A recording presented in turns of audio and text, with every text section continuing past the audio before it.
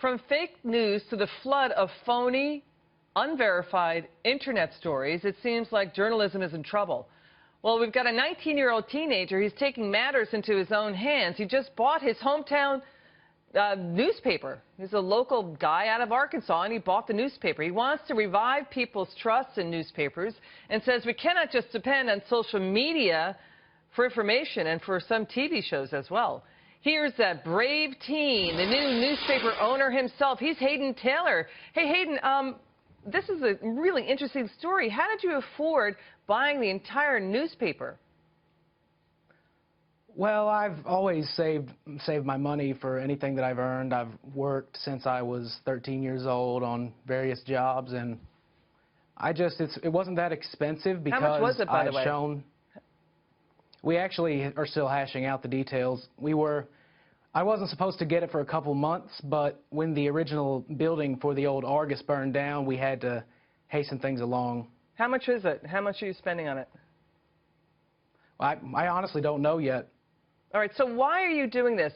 Are you sick of the fake news that's out there?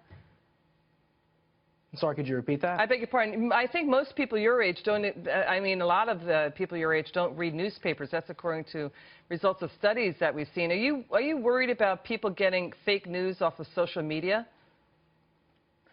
I'm worried about it's tough for me to say that the actions taken against fake news, whether they're good or not, because who's to decide what is and is not censored. But I am worried about the lack of accountability that an individual has on, like, say, Facebook. It's much more susceptible to spreading hearsay. Yeah, that's true, and speculation, right? The information that's not verified.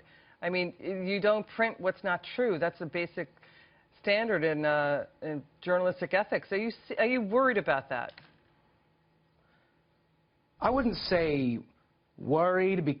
I have some faith that people will come back around to more trusted news sources, but I think my personal take on it is that it should come about naturally and that people should decide for themselves if something sounds fake or not.